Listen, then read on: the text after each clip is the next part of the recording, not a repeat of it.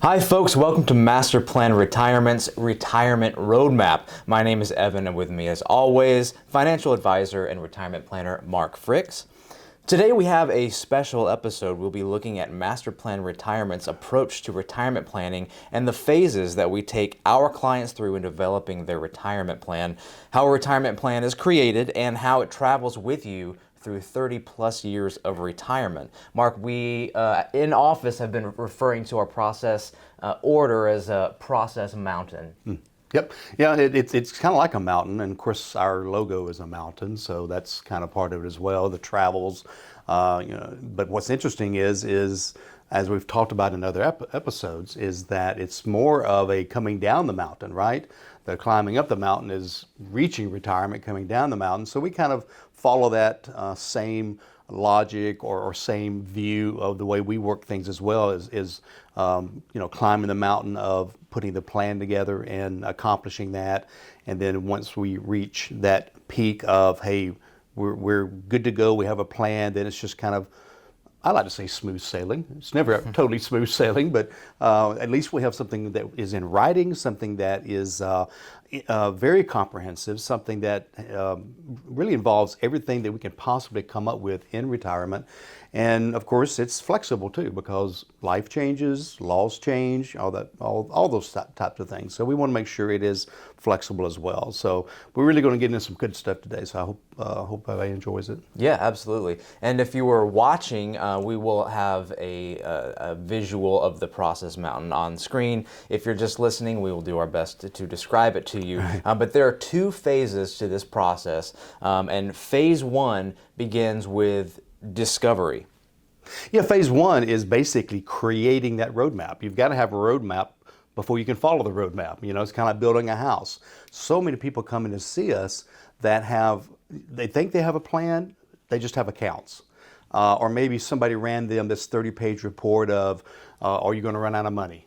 So they run all these stock market reports. And that's not a plan. That's just kind of I guess analysis, a little bit of an analysis. That's not a plan. Evan, in 30 plus years, I've never had anybody walk into this office and with a plan. Okay, they may have printouts and whatever. So by the time they get to the third or fourth meeting of developing their plan, they're like almost many times blown away. But more importantly, they are relieved because they see in front of them how it's developing, and that it takes the worry out of retirement. So Right. It's really neat.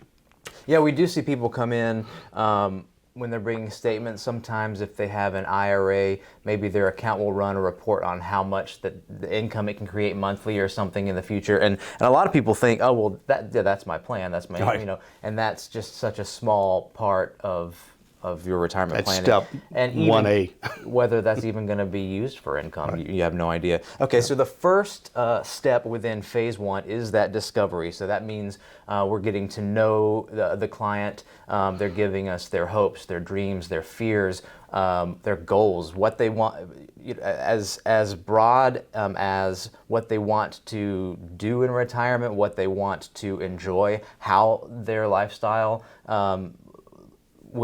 how they want their lifestyle to look, and then more specifically, here are the assets that I have to work with.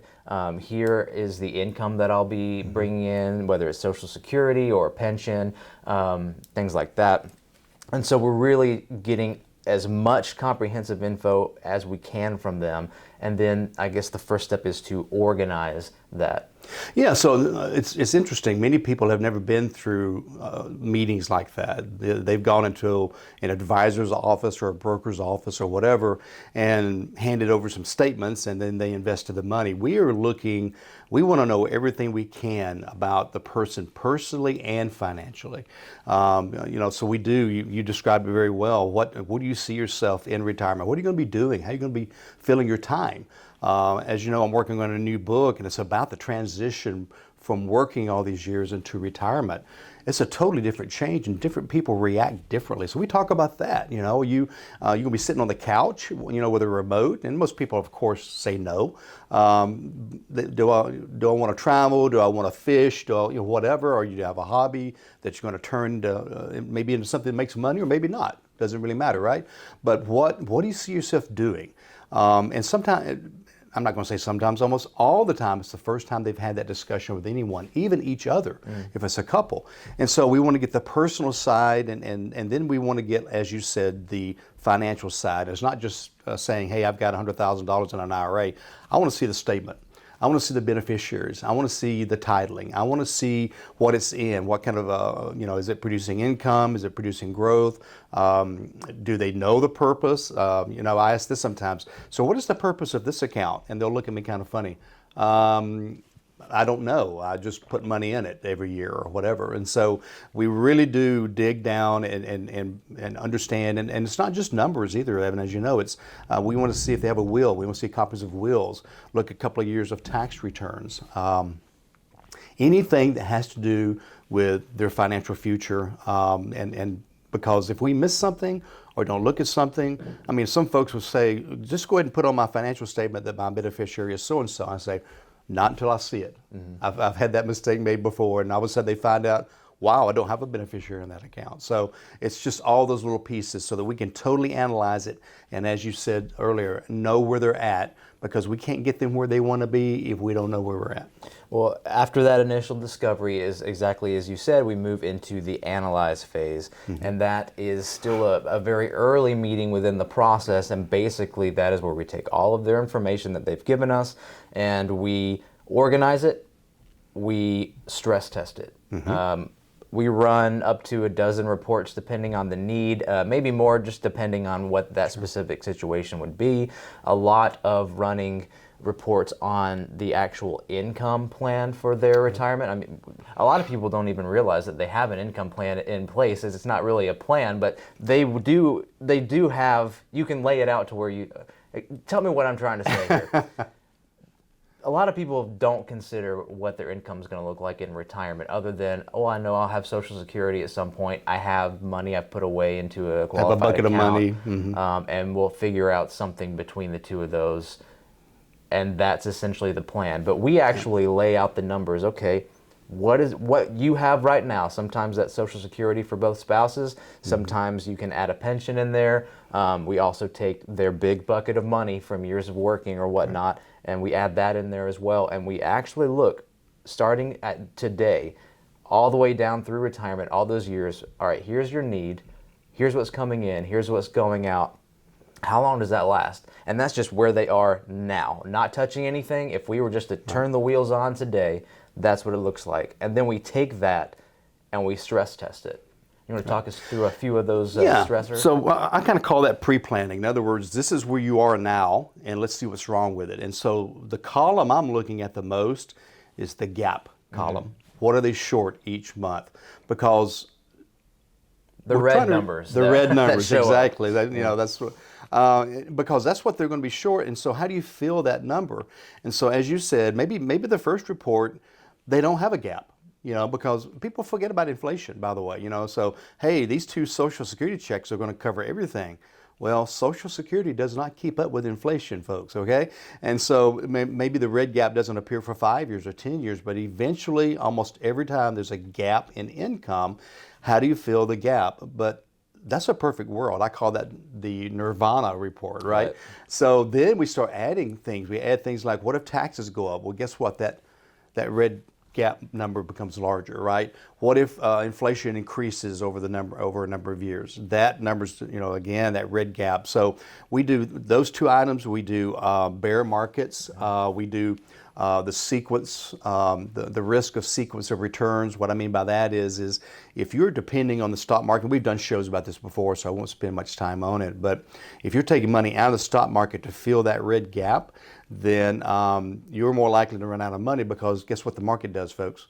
It goes up and it goes down. And that particular year that you're taking money out, maybe it's going down, you're accelerating your losses. So what about a passing of a spouse? That red gap is going to get much larger because you've just lost at least one source of income. One of the Social Securities goes away. Maybe the pension's affected. And so, as you said, it's anywhere from 6 to 12 reports. We run a Social Security maximization report. If we can maximize the Social Security, that red gap's going to get smaller. So that's one way of filling the red gap. Another big one, as you know, is long-term care. What if I have a long-term care issue? As you know, we're not big believers in the traditional long-term care insurance, but there are other tools to help fill that gap. The long-term care illustration is always devastating. It to is. The, no, It is. the cost of long-term care is out of control. Yeah, but that's part of the whole analysis, and we want to present to them, this is where we're at, and then we start building that roadmap. That's kind of the next step, as I'm sure you're going to point out next, is now we need to start putting together the roadmap to solve the problems that we had, okay? And so that kind of begins with really the most important thing, which is money, okay? Tax planning, estate planning, all this other stuff doesn't really matter if you don't have enough money coming in or if you're going to run out of money. So we began, as you know, with income planning. The first thing I look at is that red gap, and I began looking at different ways to fill it with the money that they have. Maybe they got 5 more years of working, so there's some more savings coming in. How does that affect it? But we want to create this nice report that shows that year 1 of retirement, this much is coming in, this much is going out, and this is where the gap is, and this is what's filling the gap. And we do that to age 95 to 100, okay? And so this is a lifetime plan that is flexible. That's kind of step 1, is the income. So that's, the basis, I think, of everything we do. Yeah, so moving into that designing of the roadmap of the retirement plan, we create the plan with the client. It's not just us saying, hey, here's your plan, this is what we're doing, come along for the ride. Yeah. No, we walk alongside you. We make sure that not only do you understand what we are doing and recommending, but that you agree with it and you think that is the most beneficial for your case. We walk alongside you as your fiduciary based on your specific situation. As you've said before, no 2 plans are alike. We don't have a bookshelf full of pre-written plans. Right. We don't take one off. Okay, you get plan CF or whatever. Exactly. So we begin with those recommendations, and if they are in line and everything is smooth sailing, we're feeling good, then we'll begin to move forward on that. But before we move forward on this conversation, I want to take one moment and remind you guys to check out our website, MasterPlanRetire.com. There you can find links to multiple retirement resources, including this episode featured on YouTube, podcasts. We have our seminar and webinar schedule available on our website. Check that out. We run a lot of different retirement topic discussions there. And also, perhaps the most important, there's a Schedule Now button. You can schedule your initial consultation with Mark Fricks, discuss your own personal retirement. So please feel free to take us up on that. MasterPlanRetire.com. You can also feel free to call us at our office, 770-980-9262, MasterPlan Retirement Consultants. So as we're designing the roadmap, we've set up the plan, the client is on board, we're ready to move into the execute phase. Right, so we begin, whatever it is that's going to take to fulfill that income plan. We start maybe moving some of their accounts around. As I've said before, most people come in to see us with one big bucket of money. We begin, maybe we need a piece of that bucket to go into income for the immediate retirement, and then maybe later on additional income. So we need maybe another bucket that works better for income later in life and so forth. Well, that's a good point. I'm sorry to interrupt you right there. We talked a little bit about their income streams they already have, but sometimes you have to create those income streams. That's exactly what we're filling, that income gap. That's exactly what we're doing with typically a guaranteed income stream, as opposed to, again, I hope my 401k or IRA lasts long enough for me to take this income out, and that type of thing. And along with that, Evan, is of course growth. I mean, so we're creating income, but we still need growth. And so in addition to those income buckets, we may have 3 or 4 growth buckets, some short-term growth, mid-term growth. So that's kind of all part of the money section of the retirement roadmap that we're working on. So we've got the income plan that we execute, which is usually takes precedence before we start moving into other things, because that will dictate if funds need to move where, things like that. We reallocate funds if necessary, and we've talked a little bit in the past about our concept of buckets of money, different accounts with different jobs, as you alluded to a little bit.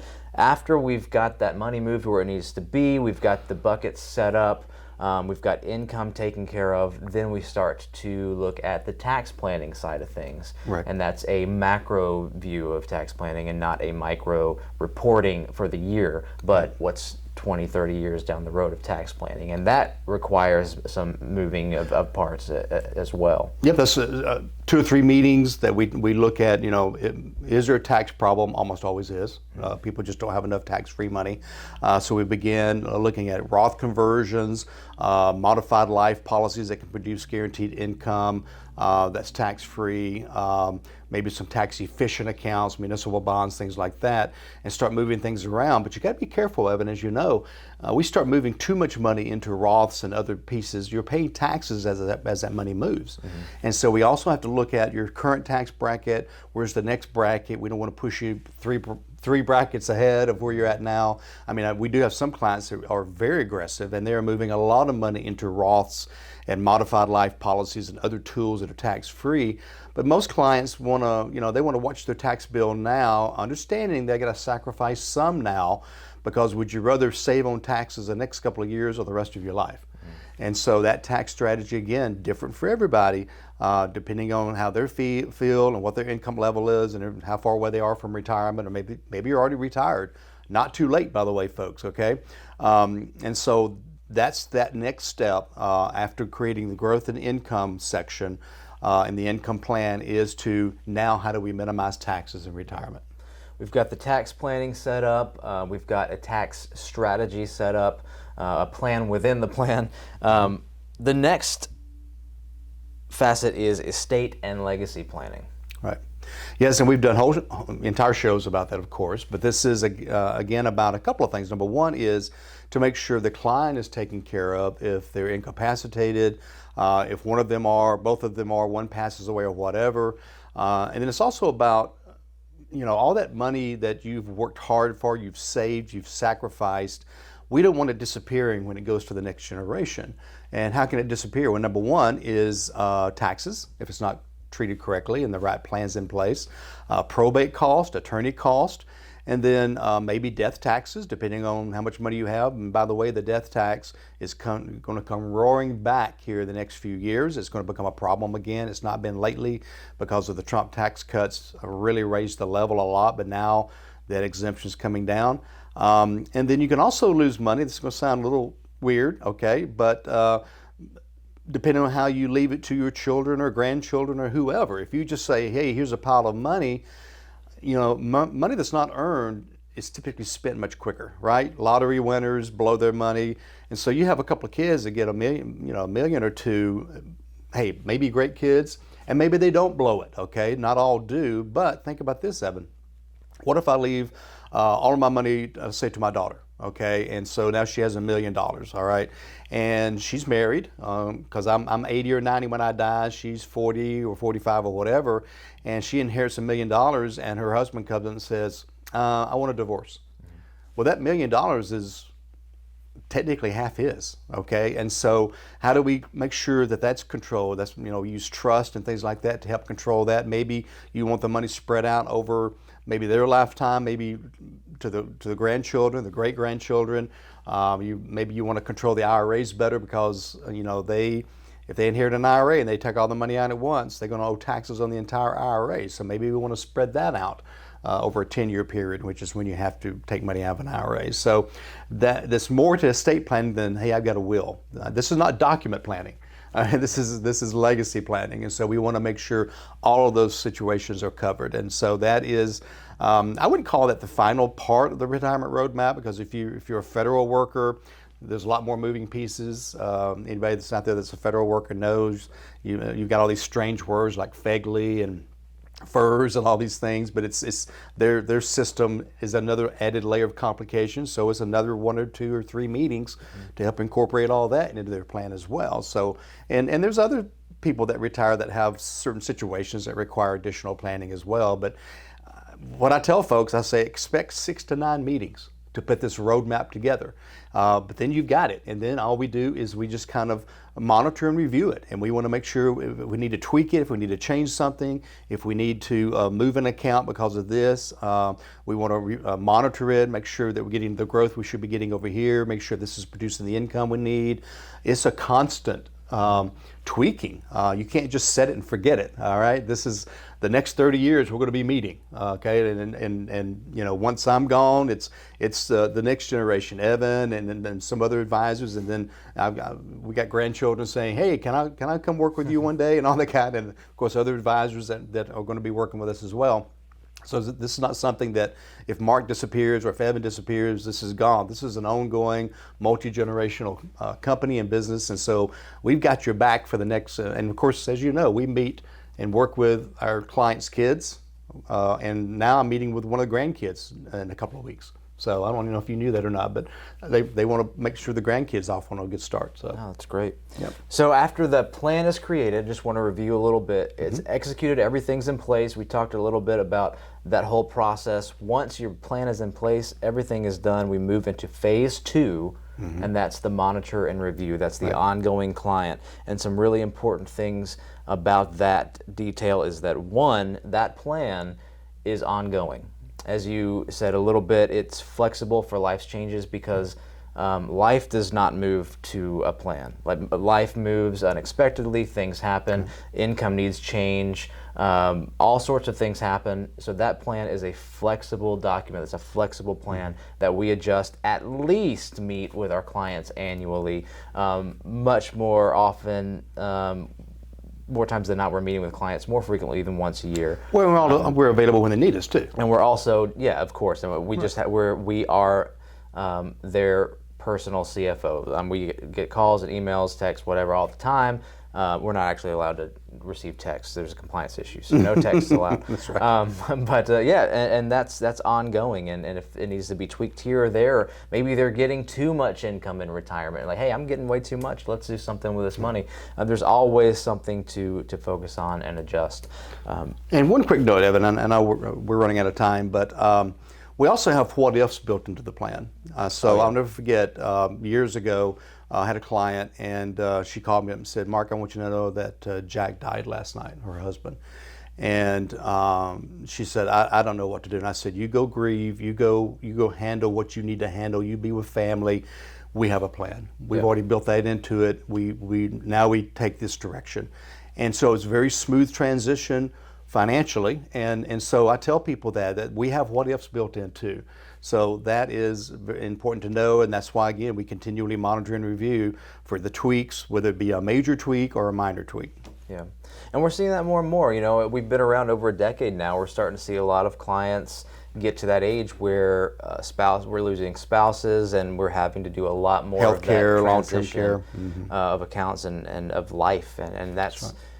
That's something we take very seriously. But yeah, I want to remind you guys one more time, check out our website, MasterPlanRetire.com. Retirement resources, links to educational videos and podcasts. More importantly, schedule your initial consultation with Mark on our website or call our office, 770-980-9262. Mark, any parting words for our audience today? I would say go to the website and bookmark it and share it with your friends, because we've had so many people that visit and they're like, oh, that's amazing. You have events, you have classes coming up, you have, as we've said, over 100 podcasts, our own YouTube channel with these types of episodes, as well as little short episodes, 60 seconds. Hey, here's an idea type of thing. So MasterPlanRetire.com, visit that, push the green button, schedule a time for your complimentary consultation. We'd love to meet with you. But in the meantime, until we see each other again, remember, plan well and prosper. Take care.